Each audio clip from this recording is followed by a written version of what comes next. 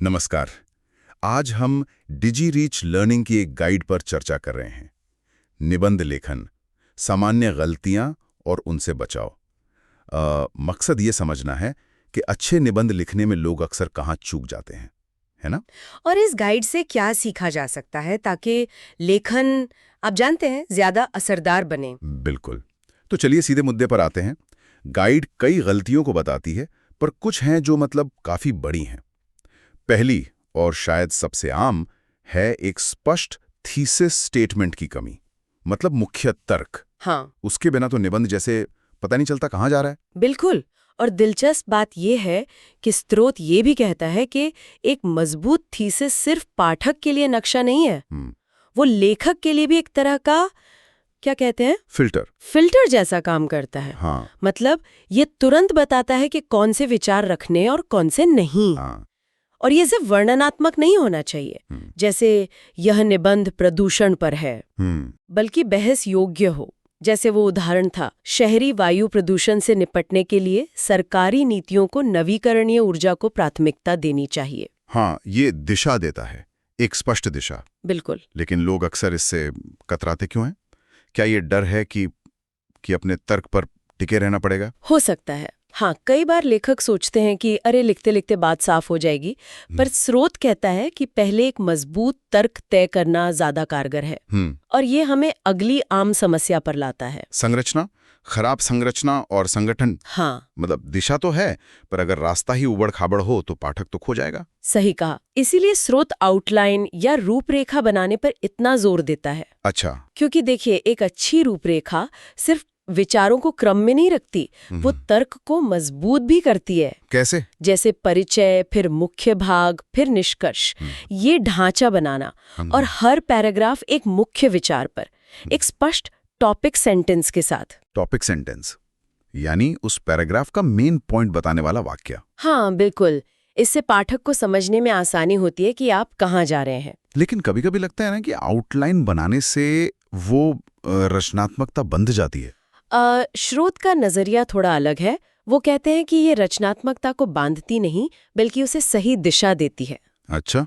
बिखरे हुए विचारों को एक मजबूत तर्क में ढालने में मदद करती है। ठीक है, तो एक मजबूत ढांचा हो गया। हाँ, और उस ढांचे को चाहिए सहारे, ठोस सहारे। और यहीं पर अगली चूक आती है, अपर्याप्त सबूत या समर्थन। हाँ, बिना सबूत के दावे तो बस खोखले लगते हैं ना, जैसे हवा में बात करना। बिल्कुल। स्रोत इस पर बहुत जोर देता है, हर मुख्य बात के साथ सबूत होना चाहिए। जैसे आंकड़े हों, या किसी विशेषज्ञ की बात हो, या असल जिंदगी का कोई उदाहरण।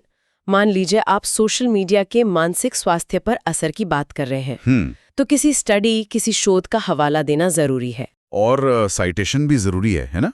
वो APA MLA वाला स्टाइल। हाँ, बिल्कुल।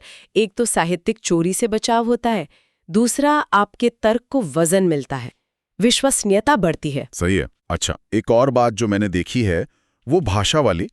कुछ लोग अकादमिक दिखने के चक्कर में इतने मुश्किल शब्द इस्तेमाल करते हैं कि असल बात ही गुम हो जाती है। हाँ, वही। स्रोत भी यही कहता है। देखिए, स्पष्टता सबसे जरूरी है, सीधी सरल भाषा। गाइड में एक टिप भी है, अगर वाक्य बहुत उलझा हुआ लगे तो उसे जोर से पढ़कर देखिए। अक्सर खुद ही पता चल जाता है कि कहाँ गड़बड़ है। ये अच्छी टिप है, जोर से पढ़ना। हाँ, जटिल शब्दों से बचना बेहतर है। ठीक है। और दो और मुद्दे थे, कमजोर परिचय और निष्कर्ष। जी, ये भी बहुत आम है। कई बार परिचय ऐसा होता है कि पाठक जुड़ ही नहीं पाता, और निष्कर्ष बस बात खत्म कर दी। सही। परिचय में एक हुक होना चाहिए। हुक मतलब कुछ ऐसा जो पाठक का ध्यान खींचे, कोई दिलचस्प सवाल या कोई चौंकाने वाला तथ्य, जैसे स्रोत में वो जलवायु परिवर्तन वाला उदाहरण था। हाँ। फिर थोड़ा संदर्भ दें और अपना थीसिस स्टेटमेंट बताएं, और निष्कर्ष में थीसिस को दोहराएं, मुख्य बातों को संक्षेप में बताएं और एक अंतिम विचार दें। कोई ऐसी बात जो पाठक को सोचने पर मजबूर करे। बिल्कुल। और आखिर में एक गलती जो शायद हम सब करते हैं कभी ना कभी, फीडबैक को नजरअंदाज करना। हाँ, और रिवीजन न करना। पहला ड्राफ्ट लिखा और जमा कर दिया। ये तो बहुत बड़ी चूक है। संशोधन यानी रिवीजन तो लिखने की प्रक्रिया का एक अहम हिस्सा है, और दूसरों से फीडबैक लेना वो तो बहुत कीमती होता है। क्यों? क्योंकि वे अक्सर वो कमियां देख लेते हैं जो हमें खुद नजर नहीं आती। हाँ, ये बात तो है। स्रोत ये भी सुझाता है कि इन आम गलतियों की एक चेकलिस्ट बना लें और फिर रिवीजन के समय उस चेकलिस्ट से मिलाते जाएं। ये अच्छा तरीका है ताकि कुछ छूटे नहीं। जी।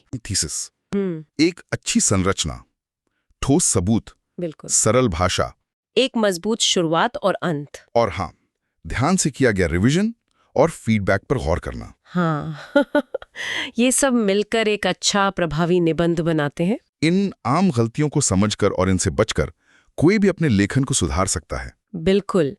और यहाँ एक विचार है जिसका शायद और सोचा जा सकता है। बताइए। देखिए, ये स्रोत हमें सिखाता है कि गलतियों से कैसे बचें। ये बहुत जरूरी है। पर सवाल ये है कि कोई सिर्फ सही लिखने से आगे बढ़कर प्रभावशाली या यादगार लेखन तक कैसे पहुंचता है? अच्छा सवाल है। वो कौन सी बात है जो एक निबंध को सिर्फ ठीक ठाक होने से ऊपर उठाकर ऐसा बना दे जो पाठक के मन पर छाप छोड़ जाए? हाँ, वो एक्स फैक्टर क्या है? बिल्कुल, ये सोचने लायक बात है।